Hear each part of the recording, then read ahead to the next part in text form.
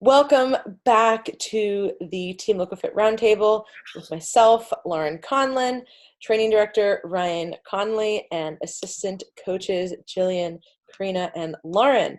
So I was like, I never introduce everybody, but then I was like, well, what if they're just listening for the first time and they're just like, who are these people?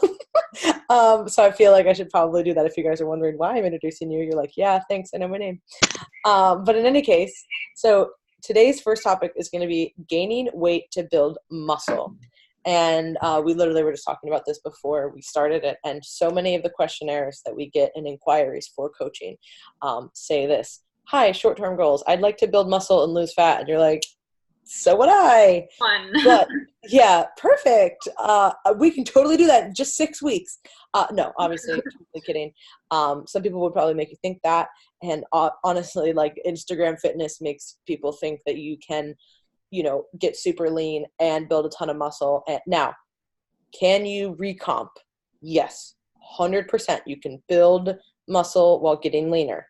Now, is that going to be something that's going to happen for the rest of your life? Is that going to be something that's going to happen very rapidly? No. When you hear about people recomping their body composition, that's usually like a 3-year period, right? So it's like, it's a very slow process no matter how you attack it. But if you're looking to actually build as much muscle as possible, which again, like we talked about in the last time, this is not like a scary thing, like where women might be hearing this and thinking, oh, I don't want to get too big. I don't want to gain too much muscle. No, we're talking about a few quality pounds of muscle that'll make a huge difference in what your physique looks like.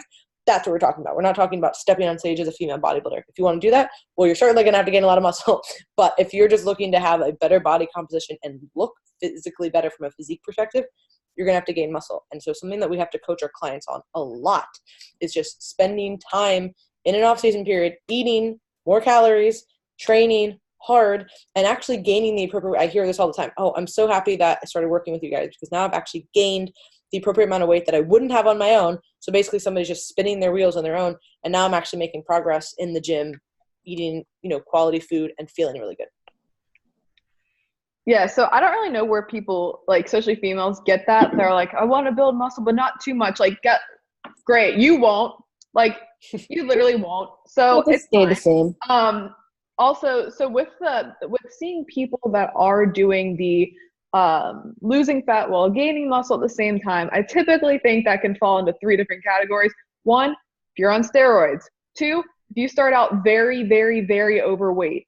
And 3, if you are a brand new beginner in the gym, beginner to dieting. Those are the cases. As Lauren said, with recomp, that tends to be over cycles of dieting and building. So what I want to allow people to, like, the goal is for that to be the case. So if you come to us and say you are starting a reverse diet after a long prep, that first reverse may be a little more uncomfortable than the ones that follow. And hopefully it is the most uncomfortable of any of the reverses that you do. So what we want to be the case would be for that one to kind of, you see what's going on. Like for me, my first reverse I did with Lauren, I put on a lot more weight as well as muscle than I ever did at any of our other reverses together, because I was going through proper increase of calories, followed by a proper diet, followed by a strategic reverse calorie, followed by a diet. So this has taken years.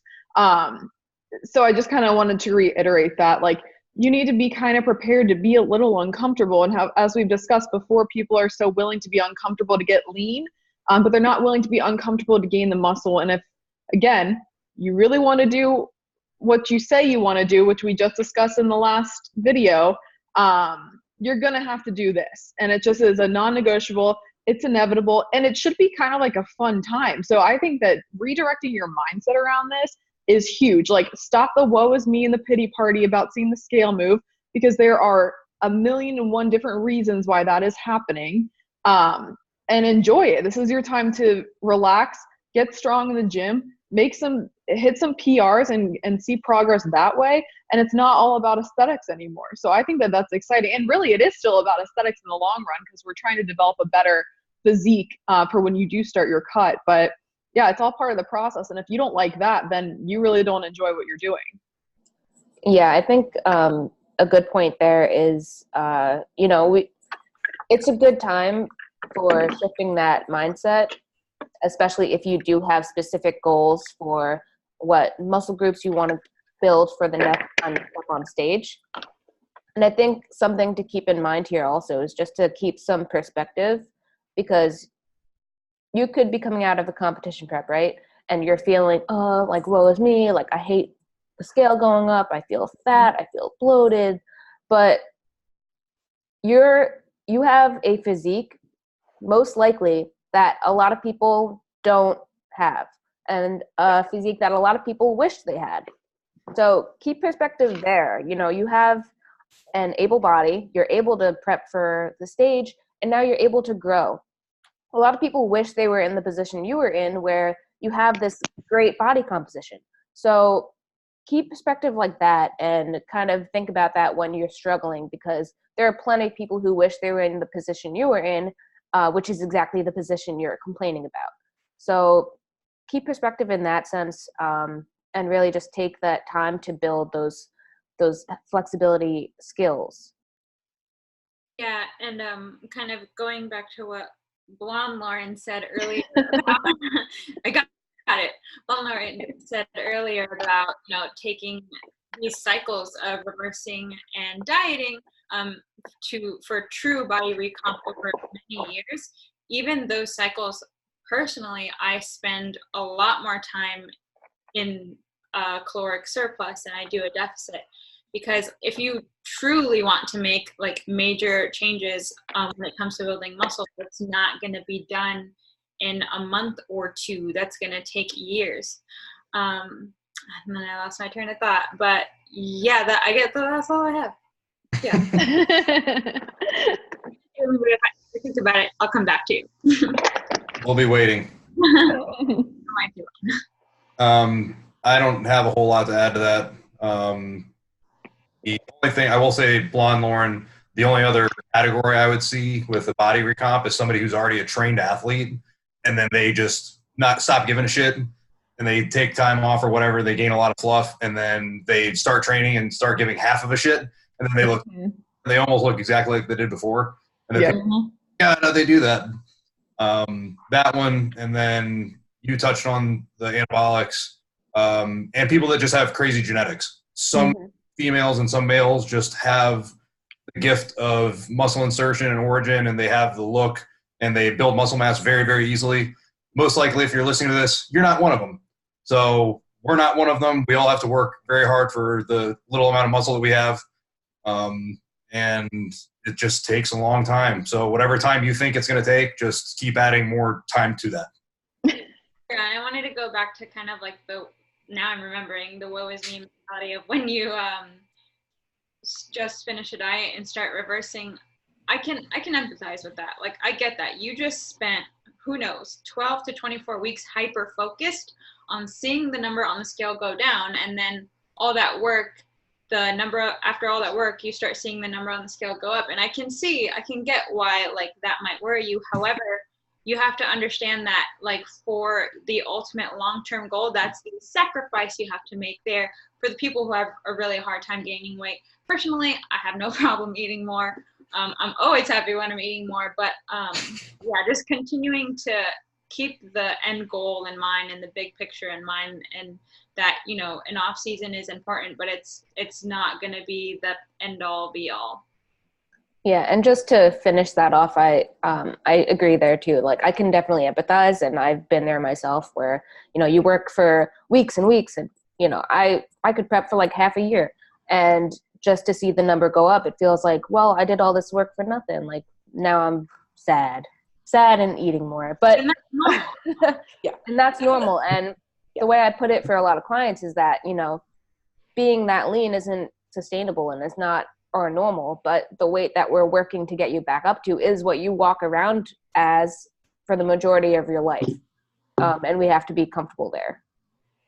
One final thought before we go to the next one. The only time I really see people who are very lean and like year round and they're building muscle are people who are naturally, when you see their pre-pictures, and they were a rail, they were a stick, and this is not because they had an eating disorder or something. They were just like, oh, I walked around at 100 pounds. Now I'm 120 with muscle. Those people generally are going to look and stay a lot leaner with a lot less issues. If you're somebody who's dieting down 15, 20, 30 pounds, that ain't you. I'm sorry. That's just, again, genetics is kind of where that reigns supreme.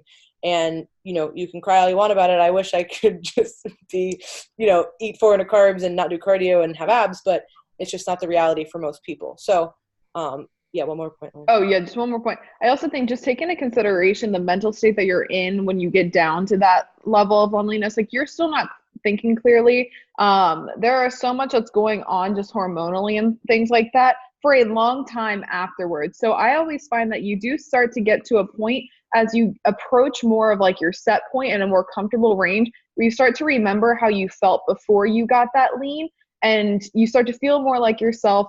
Suddenly you're not as concerned about the weight on the scale because you're feeling more normal, and things start to kind of fall into place. But it can definitely be a rough ride getting to that point, and definitely mentally taxing. But think about how fragile your mental state is when you're down there. So to see the scale start to creep up, like, absolutely, it's a little more dramatic than when you start to get around your set point, and maybe you're kind of shifting around 1 to 2 pounds and you're like, I don't care. But if you're shifting 1 to 2 pounds around your stage weight, it's like the end of the world. So just keep that in mind. For sure. Now, next point would be outside factors that impact progress. And there's so many, but I want us each to hit like one thing that we can think of. And I'll choose one. So NEAT is probably one of the most important things. And everybody's like, damn it, that was going to be mine. I'm sorry if that was yours. So NEAT is non-exercise activity induced thermogenesis. So basically when you're exercising, that is known as EAT for your metabolic, like as far as like total daily energy expenditure goes, there is your basal metabolic rate or resting metabolic rate, which is just kind of how many calories you burn hanging out. There is EAT, which is exercise activity thermogenesis. So you go to the gym for an hour, you go do half an hour of cardio. That's what that is. It's also thermic effective feeding. So that is going to be, okay, you ate and now you're digesting this. How many calories are you burning there? And then the other part is NEAT. So again, that's me doing this. That's me moving around. Me, okay, hey, I got laundry to do. I'll get on top of it versus, and just normal kind of fidgeting and activities that you're doing when you're not working out. Now, NEAT is also genetically kind of determined. There has been studies where they will overfeed people a certain amount, and then literally, like, some people will not gain any weight because they will just naturally, without even realize it, increase their activity levels. And then there's other people who you overfeed them and they don't change anything, and then they gain, of course, the subsequent amount of weight. So NEAT is something that is very tightly regulated by your body, but also is very tightly regulated when you are dieting. So you have less calories, you're expending a lot, and you're eating very little. So your body's like, we are not going to be fidgeting. We're not going to be moving around. And it's very obvious. Even somebody who I am like very hyperactive, I slow down substantially. It's a lot less animated and more like, yeah. Like it just is what it is. And even if I am animated for a short amount of time, then I'll just kind of crash afterwards, like really hard. So Ryan can attest to that. But yeah, so NEAT levels are something that's very, very important to regulate and just watch. Don't need to be obsessive about it, but if your weight loss is stalled, it's an easy thing to look at. Hey, have I put off doing laundry for 2 weeks? Which definitely wouldn't suggest that because that's a nightmare. Have I not, cleaning the house like I used to? Have I used to go on walks after dinner. Now I've completely cut that out. What are some things that you're doing that can be easily changed? So I will go ahead and jump right on this because I'm sure somebody else wants to talk about sleep. So I'm going to take that one. I've got another one. I have a backup. Okay, great. So there is a difference between acute sleep deprivation and like chronic sleep debt. So if you have like 1 or 2 nights where you don't get as much sleep as you usually do, you're probably okay to go to the gym.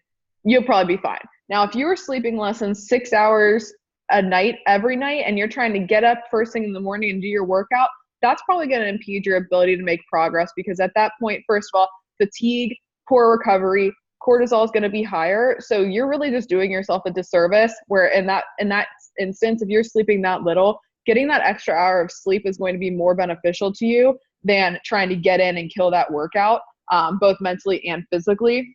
There's research showing that less than 6 hours consistently every night will increase your likelihood to store adipose tissue, fat, things like that. So we want to make sure that we're getting over 7 hours consistently. Ideally 8, obviously, I think is kind of like the magic number for most people. So with their regular sleep, so our bodies love consistency. So the more consistent you can be in your sleep wake cycle, the better. So if you can go to bed within the same, say like hour and a half every night and wake up between the same hour and a half every morning, that is ideal. When you get out of that, so say on the weekends, you're staying up till like 3 a.m., you're getting up at noon, but during the week, you're going to bed at 9 and you're waking up at 5. Like that can be a lot for your body. Things that can throw off would be like your digestion. So that can also mentally screw with people if bowel movements aren't regular. It can also, that in turn can mess with the scale a little bit. And then that all depends on if you're getting up to go to the bathroom in the middle of the night, things like that. So sleep can really play a huge role here. And I had actually put this in my check-in for this week with Lauren about just the mental toll that a lack of sleep can take on you, and in different ways than you think. So I was kind of sleep deprived for a couple of days, which isn't usually like me, but it was all good. I was home, whatever, it happens, it's life. But in turn, I found myself having a more like negative outlook for a couple of days and just feeling kind of like down. I got like 8, 9, and then 9.5 hours of sleep back to back to back. I was fine. Not a single one of those thoughts. So like you might think a lack of sleep is just going to affect your ability to take a test or something, but it can affect your ability to think clearly and positively. So I just wanted to put that out there because that's something that I know those feels. So that's why. So before we got on here, I was like, oh, I was sleeping. So he is a shift worker. So some nights he sleeps a lot less than others. So it's kind of conflicting as far as like, like the sleep debt and kind of all that, but physiologically just feeling better. Like if you have gotten not as great sleep earlier and you are a shift worker, which would be anybody from like a firefighter, police officer, nurse, anything like that, making sure that you can get in a nap on your off times, and then getting the sleep that you can on days that you're not working is going to be really helpful. I wanted to add it on to one thing for Blonde Lauren. I think it was a diet, supposedly a fat loss diet, where a group was sleeping X amount of hours, the other group was sleeping less. I forget what the hours were, and it was either percentage-based drop or something that was like equated. The one that had less sleep, they were actually losing more body weight from muscle than fat compared to the other. So that's another thing to add on with that. Yeah.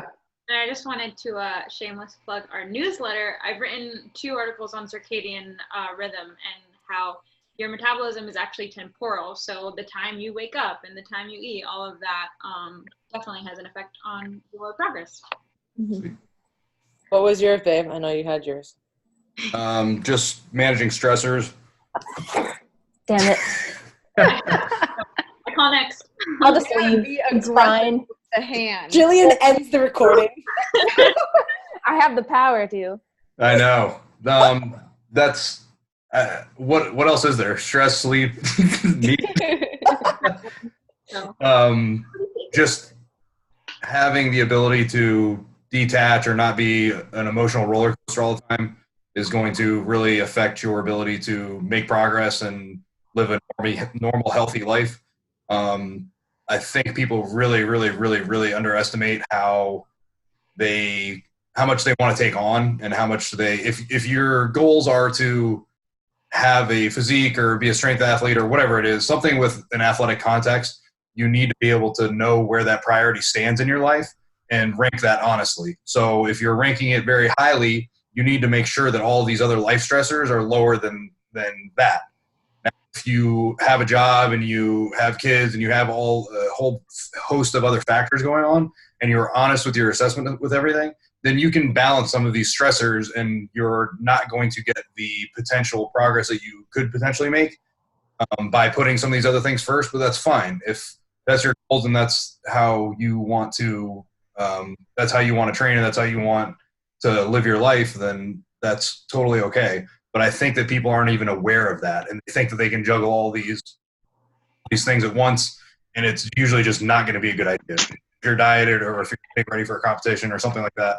So there's a reason that professional athletes get paid to do something, and they literally only do that, and they don't have a side job, and they don't do all this other stupid shit because they're always constantly thinking about what they're going to do next in their athletic endeavors. So managing stressors is going to be. That sounds good. Is that a Sorry. fire alarm? Oh, No, I think it was my computer. Do It you was a have joke. a dial-up connection? Sorry Brian's for like, those I'm not of coming you. over, but I just wanted to know if it was a fire alarm. Oh no, Sorry. it was a text message. I think. I know, it's just funny. Yeah, sorry for those of you wearing earbuds right now, because damn. Your That would ears are probably bleeding. So I'll just slide in here because I don't want anyone stealing my idea.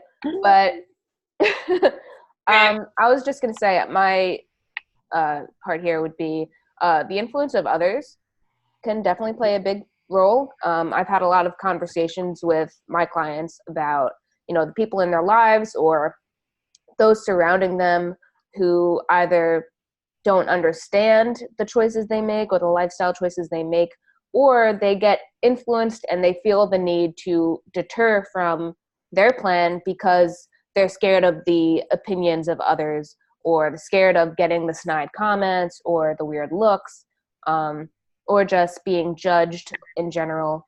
And I see them go one of two ways. They do what they want and they're like, well, they don't understand, but I don't give a fuck.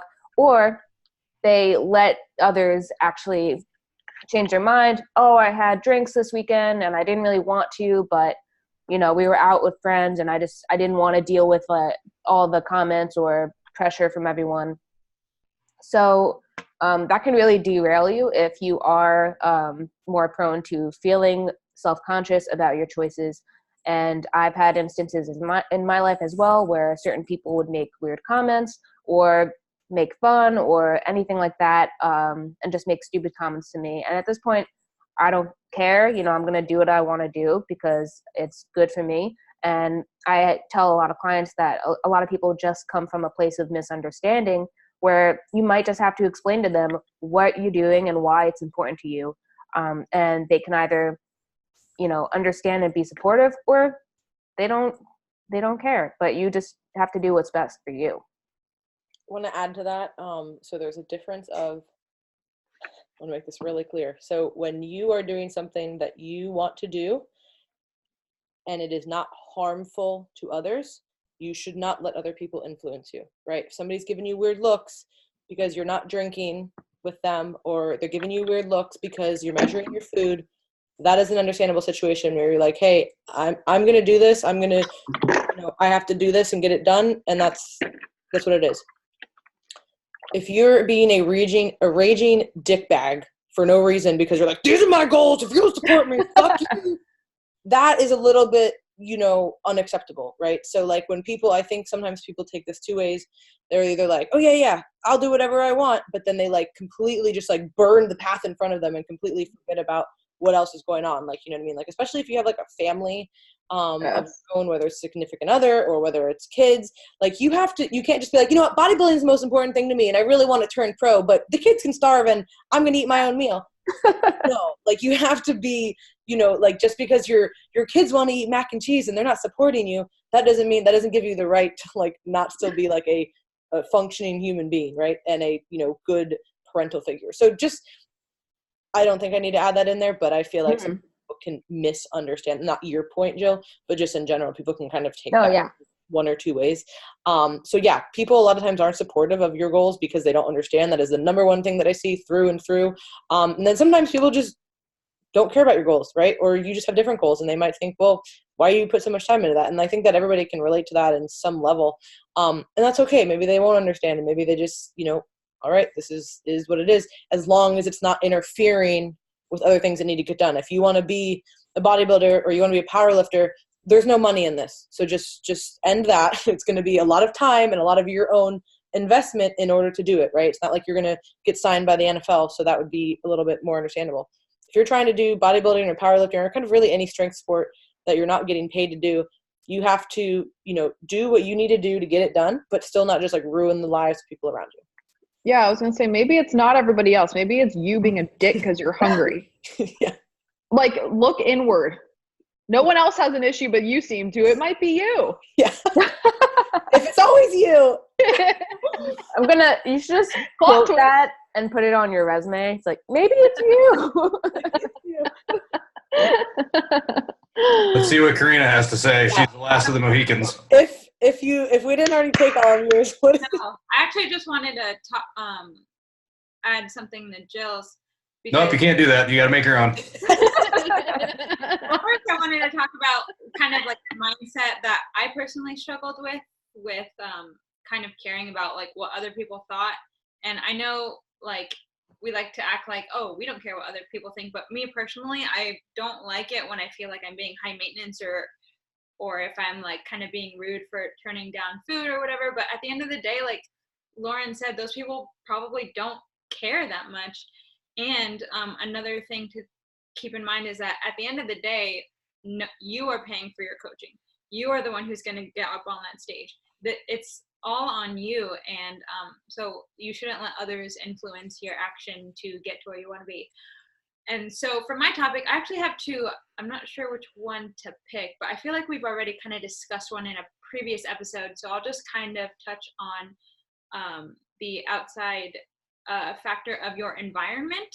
And this kind of also plays in with what we just said about including certain foods, but your environment, how you set up your environment will either make or break a certain situation. So I have clients who ask me like, I really have a hard time like getting to the gym in the morning, and that's the only time I can do that. Literally set up your entire environment the night before, like have your clothes laid out, have your food prepped so that you are just on autopilot to get up and go. If you are setting up your environment for failure, say you are someone who knows that you can't have a specific food in your house because you overeat it, then make your environment a better place for you to succeed and don't have that anymore. And something as simple as like staying more organized. If you're more organized in your environment, you're less stressed and you're less likely to respond to that stress with eating if you're someone who's like an emotional eater. But I would say environment is also a huge factor for a lot of people. Oh, it's such a big factor. And that is, I mean, a lot of times with what we're doing with coaching is like, yes, we're giving people macros. Yes, we're giving them cardio. Yes, we're giving them training. But unless things like, generally things will start working pretty well, but then when they don't, we have to look at those outside factors. Hey, okay, if you've been adherent with your diet, cardio, and training, what is everything else? All these other things to look at, particularly the environment. You know what I mean? Like, how's your day set up? When are you eating? When are you going to sleep? How does your work schedule look like? What, looking at all of these factors, and it's so multifaceted to understand progress and really what can influence it, negatively. One thing to close out, because normally we do 3 topics on here, but today, like this last question was like so many topics, so I think we'll just leave it at that one, just 2. But the waking up thing, yes, having your stuff ready to go is so important. And for me, even if you're not waking up to work out, I've been through this like both ways. Like if you don't have a reason to like wake up, like what you need to do, like you're not just gonna jump out of bed. Like, I mean, I'm this guy's definitely not. Yeah, I'm a morning person, like through and through. But if I'm sleeping and I roll over and either my alarm went off, or let's say I don't have the alarm on, but I kind of roll over, I'm like, should I get up right now? And if I don't have something like I know, like, hey, I need to have this lined up, or like these are the things that I need to do. So even if you're not waking up, like if you're waking up to work out, that's pretty straightforward. Like, hey, gotta wake up, get my workout in. This is the only time. But even if you're not doing that, right, like you need to have a few things that you know that you're doing that day. Like, oh, I got this call, I have to do this project, work on these emails, blah, blah, blah. And that way you actually, okay, well, I'm going to get my lazy ass out of bed because, yeah, it's really comfortable and we want to, like, sleep longer. Unless you have a real jacked up sleep, then you might not. But that's a whole different conversation. So I think it's so important to just set up this, positive environment and really these, like, expectations for your day and how you're feeling and, how you're responding. I just wanted to kind of link that to episode 6 that we recorded for last week. There's always something you can do. So like Karina had said, say you have the client that's like the only time I can work out is in the morning, but I really have a hard time getting out of bed. Well, maybe that's a situation where you do the Monday, Friday as off days. That way you only have to do that 3 days a week instead of 5, and you take Saturday and Sunday to have a little extra sleep, get some food, go to the gym then. Like there's no set way to do this. We need to find something that's going to work for you, but there's also no reason to have excuses over everything because there is always something you can do. So just decide how important it is to you and then go from there. There are always options. And the option honestly might be you need to change the goal. which I think a lot of people don't want to hear, but sometimes you have to change your goal. And like we said, if your ultimate, oh, I want to, I have these high reaching things, and a lot of people, once they say it, they don't want to not do it because they feel like a failure. But sometimes you might just have to pivot and change that goal. You might have had this goal 3 years ago and you haven't reached it yet, and you think that you need to keep pursuing it, but it might just not be the right goal for you anymore. Yeah. And I think it depends on the time in their life too, because I think we talked about this in a video we did on your channel, but sometimes clients come to us with a goal and they don't do the actions that are conducive for that goal. And they may be scared to change their goal or say, actually, I don't know if I want to compete, or actually, I don't know if I want to do this, because they came to us with that goal and they feel like they need to stick to it. So things change. And as you go through the process and start making changes, you may realize that, hey, I don't really want to step on stage, and that's okay. Like, you don't have to step on stage. You don't have to do anything. And it's okay to change things. Any closing remarks?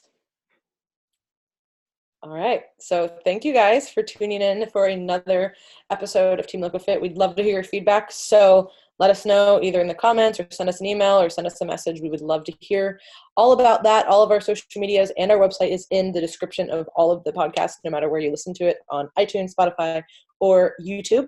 So if you have not already subscribed to the podcast, we would love if you could do that. If you could leave a rating as well, that would be phenomenal. Those are very helpful so that other people can see see the podcast. Oh, what is this? And they can discover it. I don't really know how the metrics all work, but I know that it's important. Yeah, putting good reviews and also just putting 5 stars. Yeah, she was like, there's one little thing. Putting the reviews and just the quality. Whatever you really don't like, then we can change it as well. But feedback is always great, so we really, really appreciate it. And until next time, we will catch you all.